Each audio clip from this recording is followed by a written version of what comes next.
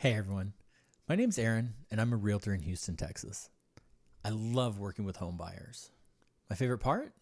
Being able to educate and guide them through the confusing home buying process, step by step. That's why I decided to create this series of videos. I hope you enjoy them. I'd love to help you with the purchase of your next home, and if you're not in my area, I'd be happy to help you find someone near you. It gets complicated. Hire an expert to help you.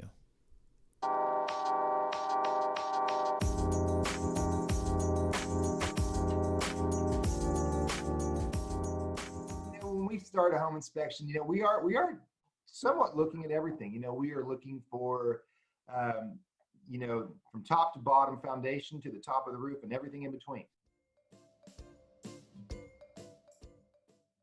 On the outside of the house, we're going to look at the exterior skin of the home.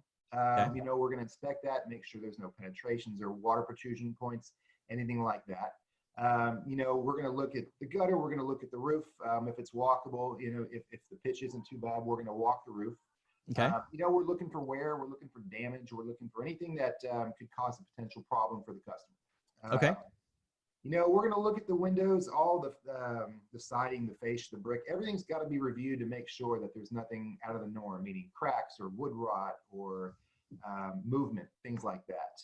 When we're in the beginning, I start outside. I do the entire outside. We're looking for cracks in the walls to see if there's been movement in the foundation. Obviously, cracks in the foundation would be an issue as well. Sure. But above and beyond the exterior skin, we're going to be looking at the yard. We want to see if it's draining properly. We want to look for low areas that could potentially hold water. Okay. So, that's the outside, and we're going to look, of course, we're going to look at the driveway, if it's broken, cracked, anything like that. We're basically looking for anything and everything that we can find that would be a problem for the customer.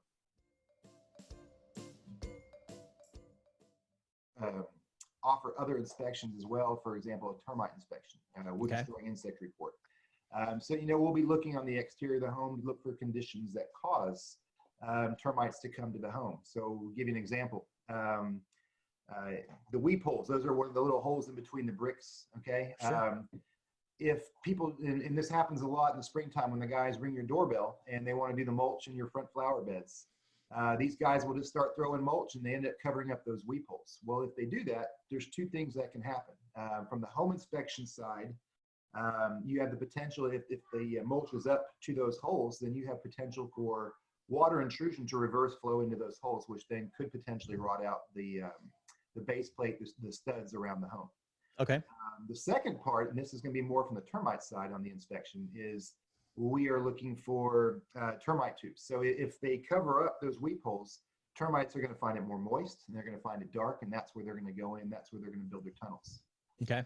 So having said that, that's certainly an important part because termites, for lack of a better word, are extremely evil and will chew up your house pretty quick depending on the kind that are in the home.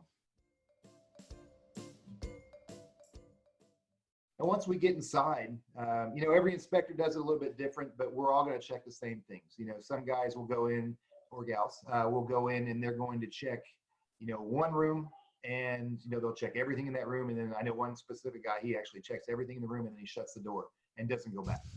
Yeah. Gotcha. I do a little bit different. When I go into a home, for example, when I'm doing the electrical, I'm going to check every single outlet in the house all at one time.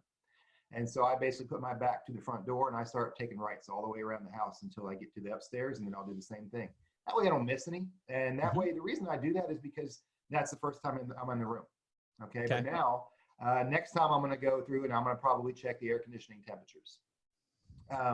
And so I'll start checking those. And then the third time, and actually when I'm done with that, then in my mind, I'm like, okay, now the inspection starts. Because for me to walk around and check plugs, that's not really inspecting, that's just checking plugs.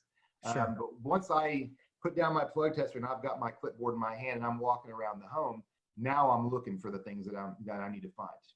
In typical bedroom, you're not going to find a whole lot. You want to make sure that the doors are shutting, the windows are opening and closing, and then we have good AC and whatnot. But other than that, we're not going to find a whole lot in the bedroom. The big pieces are going to get into the kitchens and the bathrooms, and then of course the attic. That's another big one as well.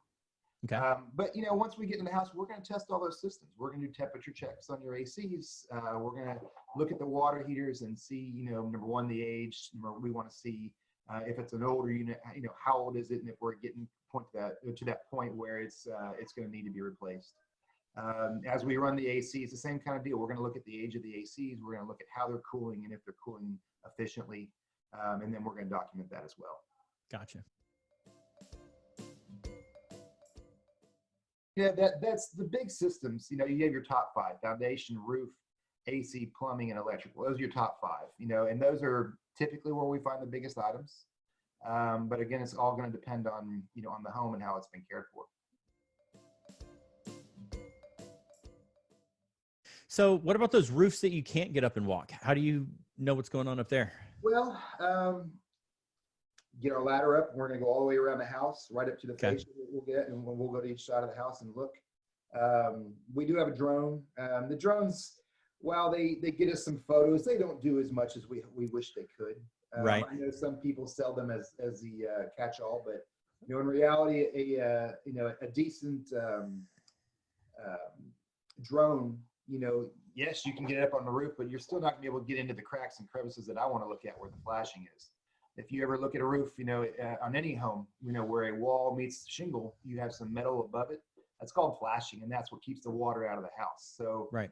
My particular drone, while I bought a really good one, it doesn't let me get within 5 feet of a wall. So I have an issue there because I need to get where that's where the flashing is. So I want to get right. in. So that's why we got to use ladders to go around. So the drones do work, and they'll give us some aerial shots for the report, and that's fine and dandy. But in reality, if we're not on a ladder looking around, we're not going to see some of the stuff we need to see. The end of this, usually that night, we end up getting a report back. Yes. And sometimes those reports are 40 pages long. Sometimes they're more than that. And, I think for a normal buyer who doesn't do this very often, when they see a 40-page report, they immediately panic. And they say, this guy found 40 pages worth of stuff wrong with my house. And it's usually my job to kind of talk them down a little bit off the ledge there and say, look, the report before they even write anything on it is probably 20 pages long. Yep. And, yeah. And then, anything that they find is going to be in there. And what I suggest and what I try to do with all my clients, and sometimes the timing doesn't work out, but I know your guys are great about it, but taking that last 30 minutes or so of the inspection and having the clients be there and meet with the inspector for 15, 20, sometimes 30 minutes and kind of get the highlights, but really get the things that are wrong with the house or things that might potentially become issues. Sure. The things that we really want to highlight and say, okay, this is something that we should probably address, as opposed to some of the smaller things that are, could pretty much be irrelevant, Yeah, like the $30 fixes, you don't want to waste those. That's right. That's right. The things that we don't want to waste, but we do want to get a grasp of the things, like if there's a major electrical issue that could become a fire hazard, or some big plumbing issue, or an HVAC that could turn into a $10,000 repair at some point. Sure. So that's one of those things that I would suggest to buyers, is that make yourself available the day of the inspection and see if you can be there, just to spend that 15, 20 minutes or so to go quickly over the big things that the inspectors found. Certainly. And I love it when the buyers come at the end. It makes it so much easier from everybody's perspective, the home inspector, the buyer, the buyer's agent. Because, when they come in, the first thing, when they get there, what I'm doing is when I finish my inspection, I'm going to upload all of my photos. And, every house I inspect, of course, depending on the age and the size of the house, I range around 60 photos. Sure. I've had over 200 before, unfortunately, but it has happened. Ouch. But I want to go through those pictures. So I'm going to download them, and then I take the customer and I said, okay, we're going to go through every single photo. And that way there's no surprises to you tonight when you get your report. And then I also tell them, hey, anything you want to see up close and personal, when we're done, let's go take a look at it, and then I'll go through each individual photo. That way they know exactly what to expect when they get the report that night. Because I don't want people, oh, you didn't say that. I want to make sure they know exactly what's going on. So the other thing that I try to explain to clients, which is sometimes difficult, because you have some clients that want to, say you have a 1 o'clock inspection, they want to be there at 1 o'clock with the inspector, and they want to follow them along. And what I always say is, let them do their job. Yeah. You got to just leave them alone and let them do their job. Let them do the inspection, leave them alone, come back for the recap, because you wouldn't want somebody while you were at work following you around the entire time. I think that that's when I feel like things might be missed because, they're being distracted by someone else. Someone's asking questions about one thing when they should be looking at something else. So I know that it's hard for some buyers to not be there the entire time, Right. but I feel like it's important to let you guys just work and then come back for a recap.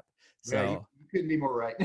yeah, And that's, it happens sometimes. I still have ones in my memory, and I never heard from them again, so I hope I didn't miss anything. I get it. It's their home, or they're soon to be home, and it's their inspection, and they're paying for it, and they want to be there. But it's kind of like, if your husband or your kid's having surgery, do you really want to stand there and talk to the surgeon while they're doing right, it? I mean, right. you No, got to give somebody some time to think and to focus and do that. And if you take me out of a room and say, come and look at this, now I've got to go back to that room and think about it, and hopefully it wasn't something big, but I've got to think, where was I, and right, what's left. So right. you're absolutely right in the sense that it is better if they just come for the very end. But again, some people, they want to be there for the whole time, and that is their prerogative. So Yeah, I appreciate it, Blake. Thank you so much. thank you. I'll talk to you later. Bye.